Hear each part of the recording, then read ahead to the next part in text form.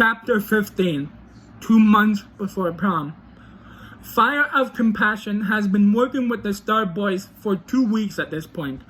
Mr. Donovan has agreed to let them use the basement of Silver Oak High and to make sure no students are allowed to get down there during the month. "That was good, boys. Let's run through the song again," says Elvis. The Star Boys are a famous group that broke up on good terms years ago, but are still a hit today. The band consists of Elvis, Vinny, Colby, Mac, and Darnell. "Okay, you guys keep running through the songs. We will be back in a little while," says Brian. He and Vinny head up to talk to Principal Donovan while everyone is in class. They enter Mr. Donovan's office and sit down. Mr. Donovan asks them how everything has been going. Brian tells him everything is going good so far and then runs through plan BPSOHHES. Principal Donovan tells Brian that everything will be set up the way he needs it and to send anybody he needs to make sure it is. Vinny then explains what needs to happen that day to make sure everything goes smooth for the Star Boys. Mr. Donovan tells him it can be done, then wishes everybody good luck as Brian and Vinny sneak back to the basement. It is now the morning before graduation and 2 days before plan BPSOHHES. Star Boys and Fire of Compassion are in the basement.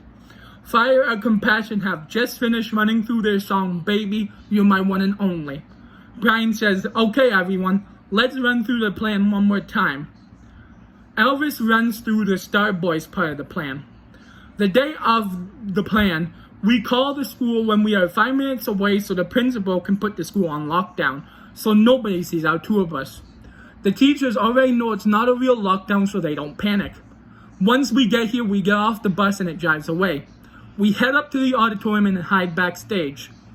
Once we're backstage, we call the principal and let him know so he can take the school off lockdown. Brian says he got everything absolutely perfect. Next, Gustavo explains his and Killian's part of the plan. The day of the plan, we go through the start of the day as normal. During second period, we ask our teachers to go to the bathroom. They already know what we will actually mean when we ask them, so they will let us go. We head up to the auditorium and hide backstage. Brian tells him that he got everything correct. Now it's time for Brian to explain his brother Troy's part of the plan and his part of the plan. Troy is going to come to the school in the morning and pretend to be working in the main office for the day, in case Amelia sees him. Meanwhile, all morning I will be up in the auditorium setting everything up and running tests on the equipment. Once lunchtime comes around, I will text Amelia and tell her Troy needs to talk to her in the office. He will then take her on the scavenger hunt. Once she gets up to the auditorium, everybody knows what to do from there.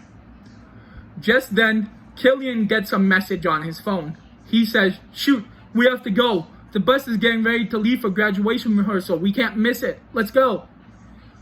Brian tells the Star Boys that they will be gone all day so they can do what they need to for tomorrow, but just make sure they aren't seen. Brian grabs his backpack as the trio runs to catch the bus. They get to the bus.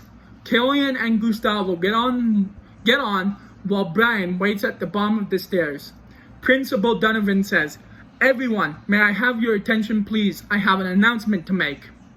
Everyone stops and looks at Mr. Donovan, who is standing at the front of the bus. He continues, "As you know, one of your fellow graduates has been in the hospital fighting for his life since being attacked by Jack Grimes. Well, he is now out of the hospital and he is here. It is with great pleasure I welcome back Brian Connors." Brian gets on the bus and all the students clap for him. Brian sees Amelia sitting at the back of the bus and goes to sit with her. "Brian, when did you get back to Sudbury?" he asks her. He tells her he has been back for a while but wanted to surprise her today. She kisses him and tells him she's glad he's back. Mr. Donovan says, "With that announcement out of the way, who's ready to get to grad rehearsal?" All the students cheer. Mr. Donovan tells the bus driver they are good to go. The bus driver closes the door and drives away from the school.